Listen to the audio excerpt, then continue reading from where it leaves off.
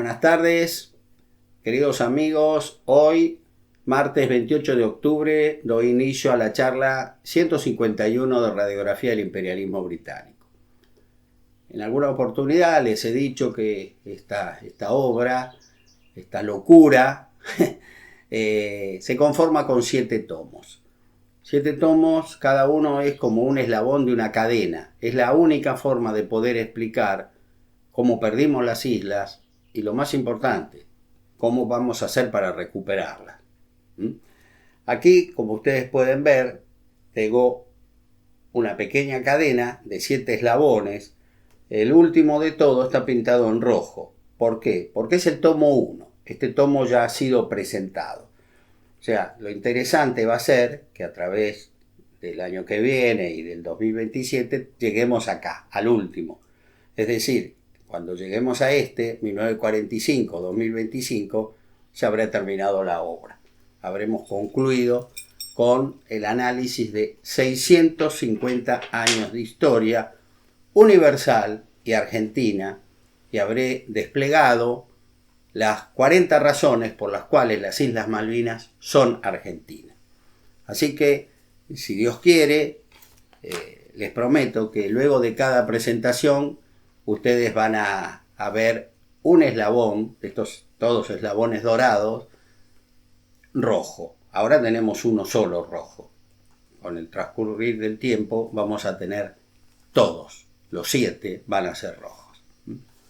Espero que Dios me permita concluir esta hermosa locura, esta patriada, y que la misma, por supuesto, sirva a los intereses de la patria, colaborando a la recuperación de las Islas Malvinas, Georgias y Sandwich del Sur. Hoy, en el tomo 7, me voy a referir, en el tomo 6, me voy a referir en el capítulo 92 a la crisis económica mundial de 1873 y su repercusión en la República Argentina. Yo estoy convencido que la inmensa mayoría de ustedes no saben de qué les estoy hablando. ¿Una crisis económica universal en 1873? Sí. Y tuvo graves consecuencias en todo el mundo, pero también en la República Argentina. Europa había vivido a principios de 1860 un gran auge económico, del cual va a participar en un principio Estados Unidos de América, que no pudo continuarlo por el estallido en 1861 de la cruel guerra de secesión entre los estados del norte y la Confederación o los estados del sur, que va a durar hasta 1865. Durante esos casi 4 años, Estados Unidos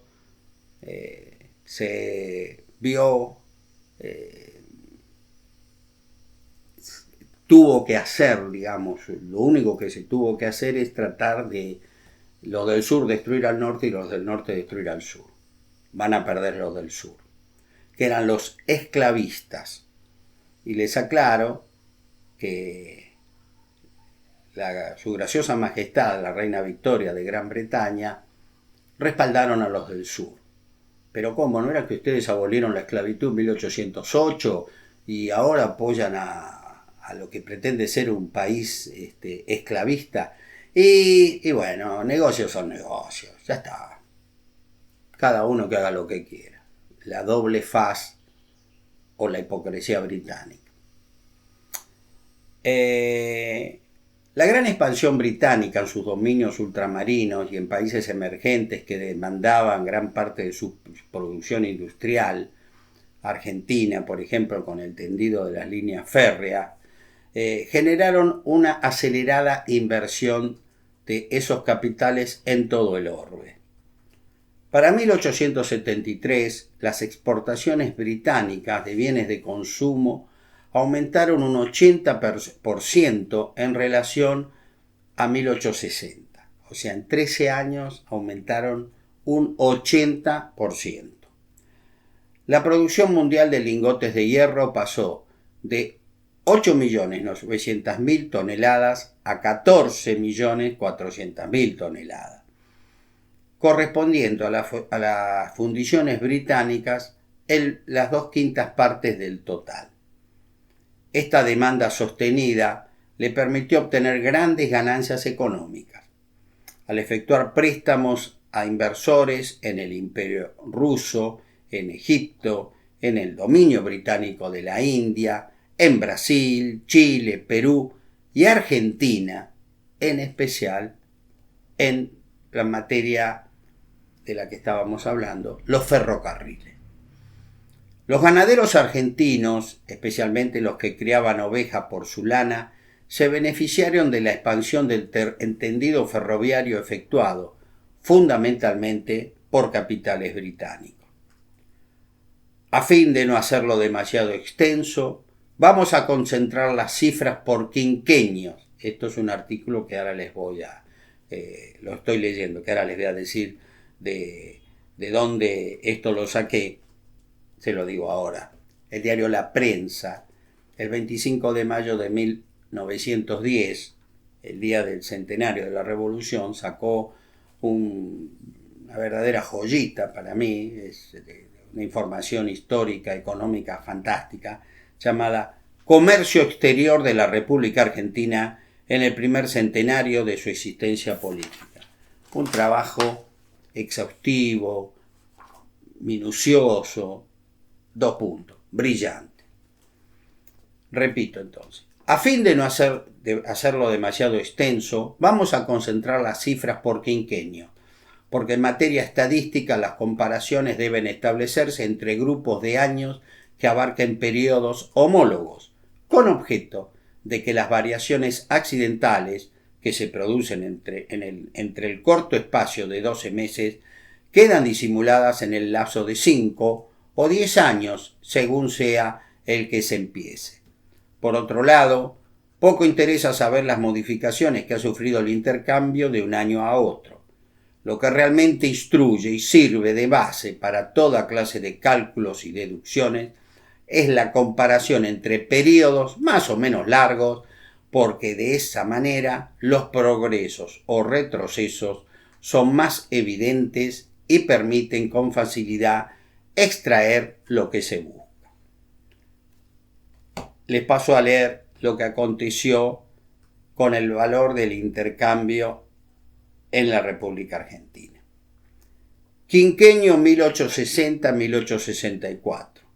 El valor fue de 173.522.485 libras esterlinas.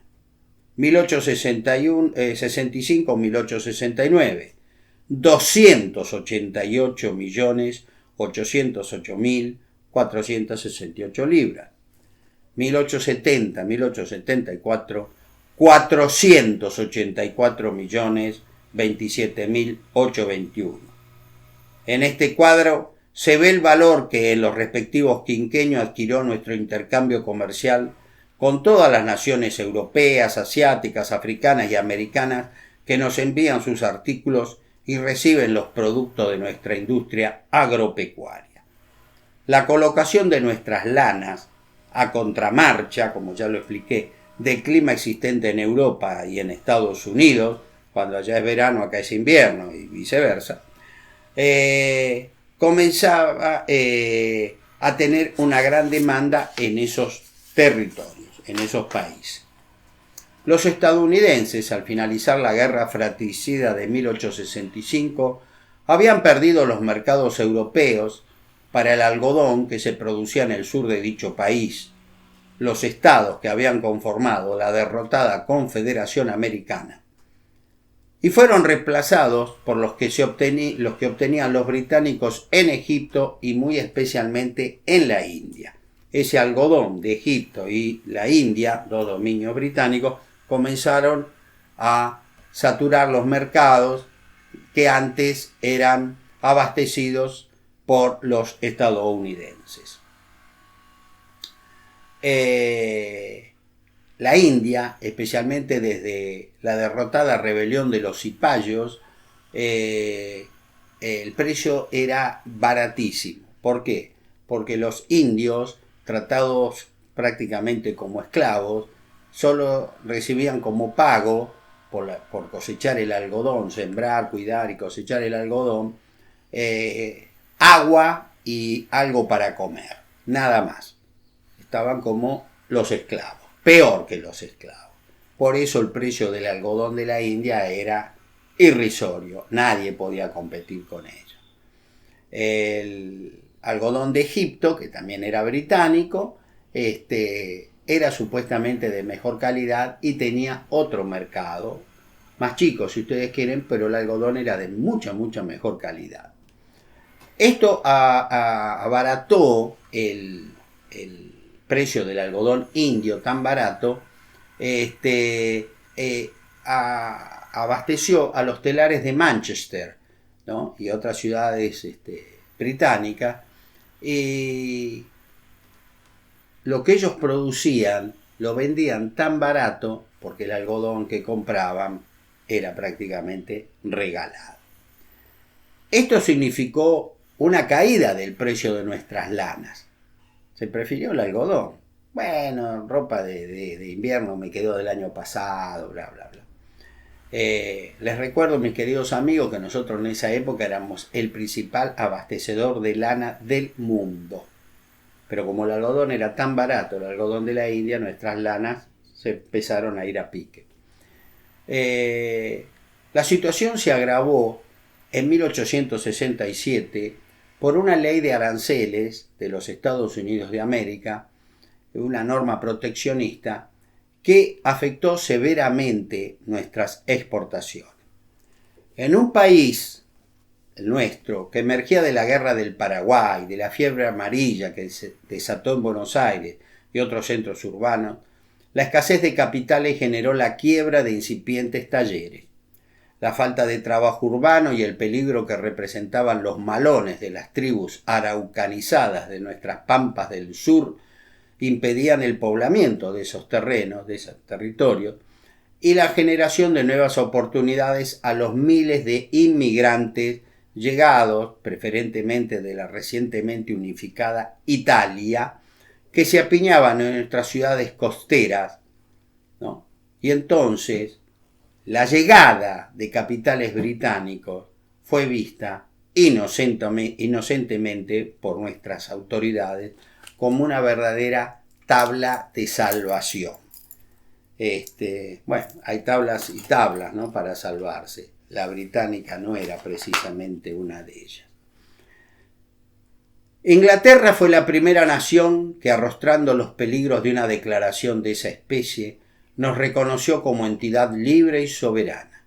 Y ella, con el andar del tiempo, con una fe inmensa en el porvenir de esta tierra, nos proporcionó todo el dinero necesario para desarrollar nuestras energías, dotándonos de ingentes capitales en forma de ferrocarriles, empresas de navegación, instituciones de créditos e industriales, que facilitaron al país el aprovechamiento de sus riquezas naturales. No es en este lugar analizar el propósito egoísta que pudo guiar a Inglaterra al invertir sus capitales en un país desconocido, no solo por sus peculiaridades propias e idiosincrasias, sino hasta por el mismo idioma, que fue uno de los obstáculos mayores con que tropezamos. Realizó se escribió, como ya lo dije, en este brillante trabajo que se realizó el 25 de mayo de 1910 por el diario La Prensa.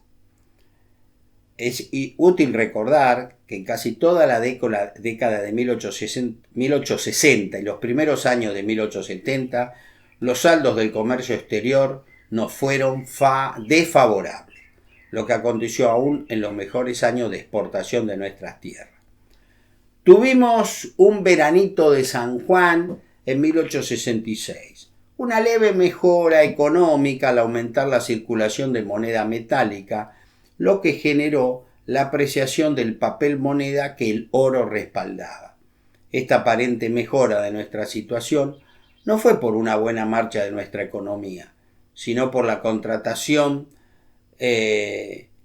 de los empréstitos del exterior para poner en pie a nuestras fuerzas en la guerra del Paraguay, debiéndose recordar que a poco de su inicio, el presidente Bartolomé Mitre fue autorizado el sábado 27 de mayo de 1865 a contraer un empréstito con Gran Bretaña de 12 millones de pesos fuertes.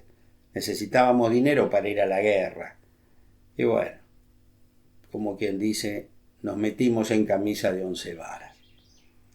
Gracias a una desinteresada intervención de nuestra vieja conocida, la casa Baring Brothers, esta nos anticipó un adelanto de varios millones de libras esterlinas que curiosamente nos permitió adquirir pertrechos británicos, como no podía ser de otra manera.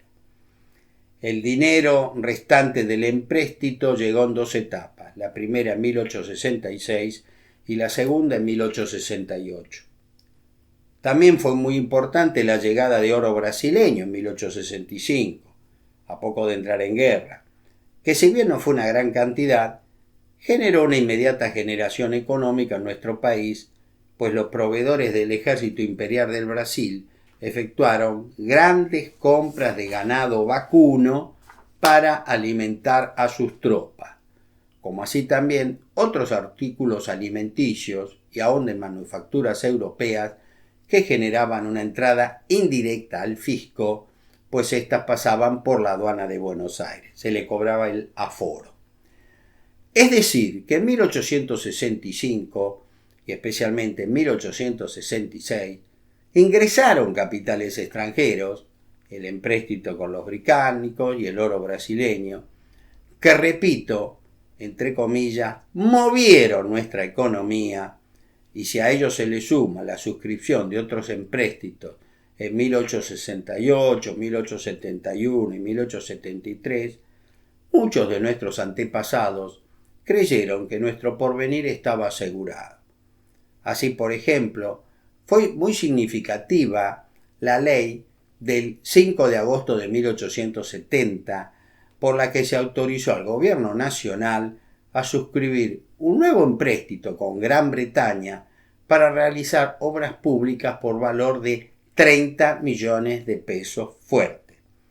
Es tan simple endeudarse, es una cosa tan simpática endeudarse, vamos a tal país, tal otro país, tal otro, nos da, prestan dinero, qué maravilloso. Tenemos platita, pero hay un pequeño problemita, después hay que pagar con los intereses. Pero no está. Los argentinos jugamos a la ruleta rusa siempre con los préstamos, con los empréstitos. Y así nos fue mal, muy mal. Ello generó, este préstamo, un significativo aumento de nuestra reserva de oro en la oficina de cambio, que permitió mejorar artificialmente nuestra balanza de pago con el exterior y redujo la circulación de billetes, o sea, se secó la plaza, fíjense, no es ningún invento moderno, esto es viejo, ¿no? Al quemarse gran parte del circulante deteriorada por las transacciones manuales y la prohibición de efectuar nuevas emisiones. ¿Qué tal? Por lo que el resto del papel moneda circulante se valorizó. Pero todo tiene un final y en economía, por lo general, estos suelen ser muy abruptos. La situación europea. El viejo continente sufrió una significativa crisis socioeconómica luego que los alemanes vencieron a los franceses en la guerra de 1870, ya que esa victoria generó una serie de movimientos económicos que trastocaron profundamente el panorama político europeo y, por acción refleja, al mundo entero. En la Francia derrotada, caído el imperio de Napoleón III como consecuencia de la derrota, surge la Tercera República Francesa, que tiene poco respaldo popular, por lo que no sorprende que en medio de tanta confusión naciera el primer esbozo comunista organizado del mundo, la Comuna de París. Ahí fue la primera muestra, ¿no?, de lo que tanto escribió Carlos Marx y Federico Engels en París en 1870, luego de la derrota contra Alemania. La propia Gran Bretaña sufre el embate de ideas socialistas utópicas. El viejo orden crujía como no lo había hecho desde la Revolución Francesa. Surge luego de una larga guerra de reunificación encabezada por el rey de Cerdeña, Víctor Emanuel II, y Giuseppe Garibaldi, un viejo conocido nuestro, un nuevo país, el Reino de Italia. Estas guerras, revoluciones y huelgas generalizadas fueron el inicio de una crisis económica europea que dejaron huellas muy profundas, superior a la de 1857, ya que la regresión laboral fue por demás importante, al quedar miles de obreros y operarios sin trabajo. Por ese motivo, algunos países, ante la imposibilidad de poder alimentar a sus presidiarios, abrieron las celdas y los expulsaron a sus colonias de ultramar, como hicieron los británicos para poblar algunas colonias, y o a países sudamericanos como el nuestro. Mucha inmigración que recibimos en esa época eran presidiarios. ¿Qué tal? El poblamiento de Australia con indeseables presidiarios. Con su reconocido pragmatismo, el gobierno de su graciosa majestad, la reina Victoria, mató 2 pájaros de un tiro para iniciar el poblamiento de la recientemente incorporada colonia de Australia a sus dominios, ¿no?, y sacarse de encima a los indeseables, esas eran palabras que ellos escribían, yo solamente las reproduzco, presidiarios y prostitutas. Los enviarían a dicho gigantesco dominio para que fueran el núcleo de una población estable. Y así, como en mayo de 1787 zarpó desde Londres, rumbo a Botany Bay, la llamada históricamente primera flota de 11 naves, rumbo a tan lejano y inhóspito destino, debiéndose recordar que 6 de esos barcos llevaban presidiarios. Luego de un prolongado periplo de más de 6 meses, con un motín incluido, la flota arribó a destino en 1788, comprobando que Botany Bay no era el lugar más adecuado para erigir una población, por ser sus aguas costeras no suficientemente profundas para las naves de gran calado, la tierra era mala para la agricultura y el agua potable era escasa. Arthur Phillip, comandante de la expedición y futuro primer gobernador de la colonia, ordenó navegar hacia el norte, en forma paralela a la costa, hasta encontrar un lugar adecuado, al que llamaron Puerto Jackson, denominación que pronto fue cambiada por Puerto Sydney, en honor a Thomas Townsend, Lord Sydney, el ministro que había impulsado esa expedición. Los primeros años fueron muy duros, pues muchos desdichados murieron en el viaje. Era habitual ocultar la muerte de un presidiario, a fin de repartirse su ración de comida, hasta que, el cadáver apestaba, digamos, y entonces lo tiraban por la borda. Hombres, mujeres y niños se hacinaban en sus bodegas sin respirar aire puro, excepto cuando se les permitía subir a cubierta dentro de los límites de un recinto vallado. Todo ello favoreció la propagación de enfermedades como el cólera, la fiebre amarilla, el tifus y el escorbuto, que provocaron gran mortandad. Las mujeres, ladronas y mujeres de las calles, debieron ejercer la prostitución para sobrevivir al viaje, obteniendo una ración extra de alimento por sus servicios con los marinos. En referencia a los niños, estos recibían el mismo maltrato que los adultos, en razón que para las leyes británicas los mayores de 9 años eran factibles de sufrir la pena de deportación. una criatura de 9 años era un indeseable también. ¿Qué tal? Ley británica. Como el gobierno pagaba a los transportistas navales por presidiario que llevaran y no se especificaba en el contrato que eso era independiente si llegaba vivo o muerto, es decir, yo salgo del puerto de Southampton con 500 presidiarios. Ya está, me pagan por los 500. Si llego a Australia con 100, 50, 200 es lo de menos. Yo salí con 500, a mí me pagan por 500. Esto explicaba el maltrato que recibían estos infelices en las naves, entre otras cosas por la poca comida que recibían. Los sobrevivientes llegaron a Australia enfermos y malnutridos, de forma que eran incapaces de trabajar. Para peor, en cumplimiento de órdenes del almirantazgo, muchos presidiarios / colonos que se enviaron a las islas de Norfolk, 1500 kilómetros al este de Australia, para ocuparla, previendo que Francia quería apoderarse de ella.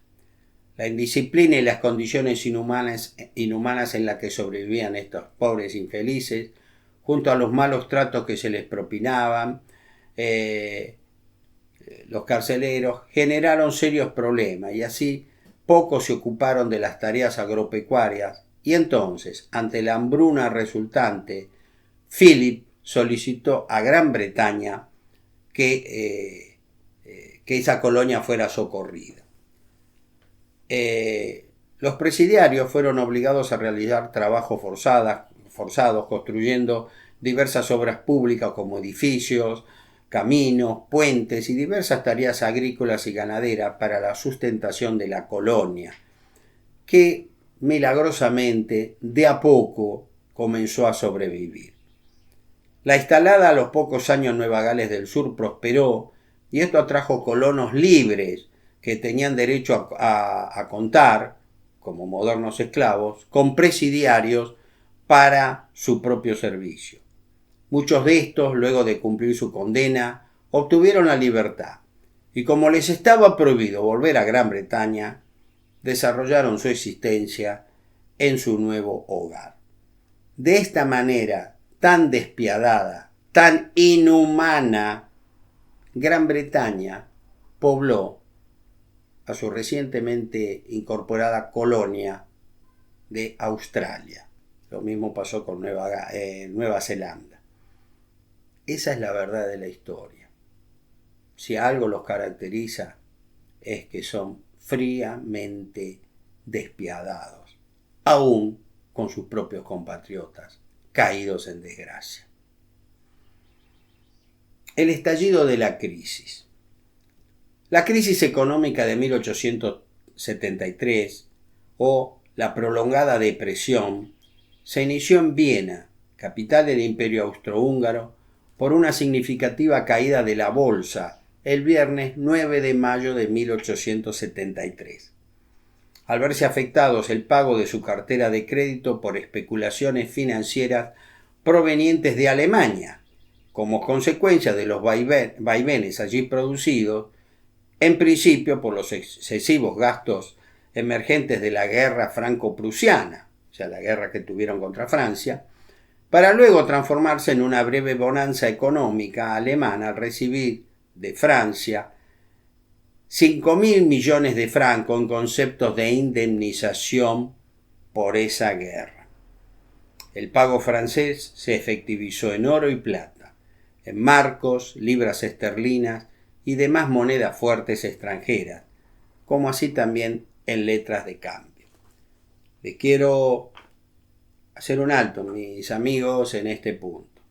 Alemania le cobró a Francia por la derrota de la guerra de 1870 5.000 millones de francos. Eso fue muy duro para Francia y los franceses nunca olvidaron eso.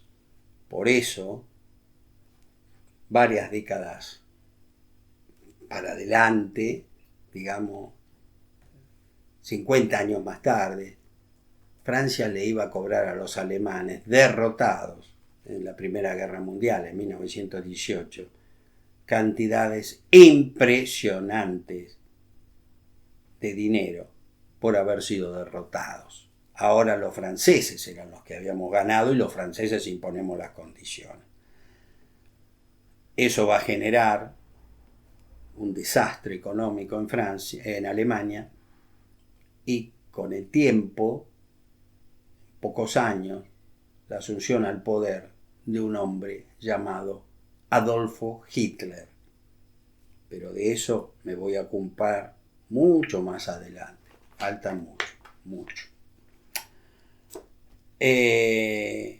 Gran parte de la suma recibida se destinó al pago de gastos bélicos, en tanto que otra parte se invirtió en el tendido de una línea férrea en el territorio de Alsacia-Lorena, conquistado por los alemanes. Sin embargo, la mayor parte de la considerable suma que los franceses tuvieron que entregarle a los alemanes no fue invertida, sino que se atesoró sirviendo de respaldo para una emisión monetaria nunca vista, que generó una significativa alza de precios que nadie alcanzaba a comprender, porque claro, no entendían que el aumento de la maquinita de fabricar billetes, ¿no?, genera inflación, porque la inflación es, 2 puntos, un fenómeno monetario. Cuanto más se emite, más inflación hay. Eso es así, aunque muchos no parecen entenderlo, y menos en Argentina. Así, las importaciones suntuosas en Alemania se incrementaron a niveles insospechados, como así también las inversiones en lejanos lugares del globo, que se efectuaron sin estudio serio de factibilidad, porque Alemania ahora era rica, era victoriosa y muy rica, entonces empezaron a despilfarrar el dinero de la indemnización de guerra pagada por los franceses. Y como hicieron negocios sin ver si eran rentables o no, esto produjo muchas pérdidas de ese capital. Y por eso, a fin de lograr cierta estabilidad, Alemania adoptó el denominado patrón oro.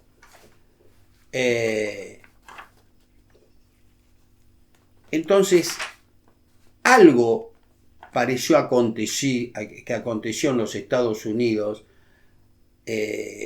algo parecido había acontecido en Estados Unidos en 1865 al finalizar la Guerra de Secesión.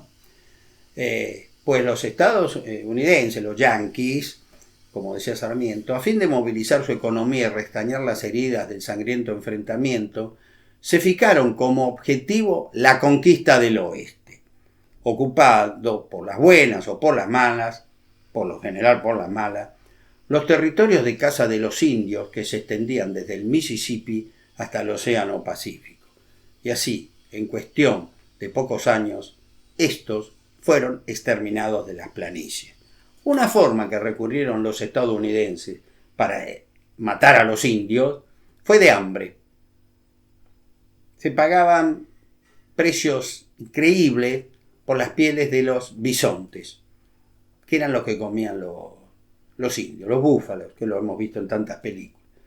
El búfalo tiene una particularidad, es un animal muy, muy tonto, si ustedes quieren. Ustedes llegan cerca de una manada con un buen rifle, con buena puntería, le pegan al número 1 y lo matan. El que está al lado pastando ve que cae su compañero y él sigue comiendo. Lo matan a él y matan al otro, al otro, al otro, al otro. Al otro. Una barbaridad. Hubo grandes cazadores en el oeste, hicieron mucha fama. Uno fue un jugador de póker llamado Bud Masterson, y otro, el más famoso de todos, se llamó William Cody, conocido como Buffalo Bill, que hasta escribió un libro, después tenía un circo que anduvo por todas partes del mundo, casi viene a la Argentina. En Londres tuvo un éxito impresionante, asistiendo a varias oportunidades a la reina Victoria. Al matarle los búfalos, los bisontes, los indios se murieron de hambre. Pero, ¿a quién les importaba? A nadie. Ya está. Este veloz avance de la civilización estadounidense decididamente se produjo con el tendido de cientos de miles de kilómetros de línea férrea. Fíjense, en 1860, antes de la guerra civil, había 49.310 kilómetros de línea férrea en los Estados Unidos. En 1873, 13 años después, digamos, descontemos los 5 de guerra civil, 8 años después, el tendido de redes llegaba a los 106.500 kilómetros. Impresionante. Prácticamente se duplicó. La primera luz de alarma de la crisis europea fue cuando la renombrada entidad financiera Jane Cook and Company no pudo colocar en el mercado de Filadelfia una suscripción de bonos por varios millones de dólares de la compañía Ferrocarril del Pacífico Norte, que sería el segundo ferrocarril transcontinental de Estados Unidos. Dicha entidad, que era un agente financiero exclusivo, al no lograr cumplir su objetivo, ya que solo logró vender un 25% de los bonos emitidos, se quedó lógicamente con el resto, con el 75%. Monto que era excesivo. Ellos tenían que vender esos bonos para seguir teniendo las líneas férreas. Si a eso le sumamos los agoreros informes económicos financieros llegados desde Europa, donde ya empezó a haber problemas en Alemania, determinaron al gobierno estadounidense a implementar una política monetaria restrictiva, justo cuando las entidades de inversión como Jane Cook and Company necesitaban más capital para seguir expandiendo la línea ferroviaria. Y al no poder hacerlo, por esta restricción del gobierno federal, se puede decir que estábamos ante la tormenta perfecta. Por eso, cuando esta situación se hizo pública, la no colocación del 75% de los bonos de la J. Cook Company, hubo pánico en las bolsas estadounidenses y comenzaron la gente a venderlas, a vender esos bonos, mal venderlo y retirar dinero de la misma, de esa entidad financiera. El jueves 18 de septiembre de 1873, esta, ante la fuga de capital, se declaró en bancarrota. Y esa línea ferroviaria tuvo que detener el tendido de sus rieles, y que recién va a ser concluido muchos años después, casi 10 años después, por otros inversores que compraron el paquete accionario. Gran Bretaña, la primera potencia económica mundial de entonces, en 1873 recibió un duro coletazo de la crisis de Estados Unidos, al contraerse sus importaciones en forma por demás significativa, ya que el mercado estadounidense compraba mucho de lo que ellos producían. Así, el gobierno de su graciosa majestad ordenó a todas las empresas y entidades bancarias británicas diseminadas en todo el orden que reenviaran todo el oro que pudieran a Londres. Se percataron que el tiempo de la expansión había llegado a su fin. No queremos que nos pase como Estados Unidos, queremos posicionarnos mejor. Alemania, que gastó como un ebrio consuetudinario lo recibido por Francia, ya empezaba a tener graves problemas. Los británicos son cualquier cosa, menos tontos. De tontos no tienen nada. Por eso dijeron, todo el oro que tenemos invertido en nuestro imperio, y países satélites, como Argentina, lo queremos de vuelta en Londres. Lo queremos acá, con nosotros, porque honestamente no sabemos lo que va a pasar.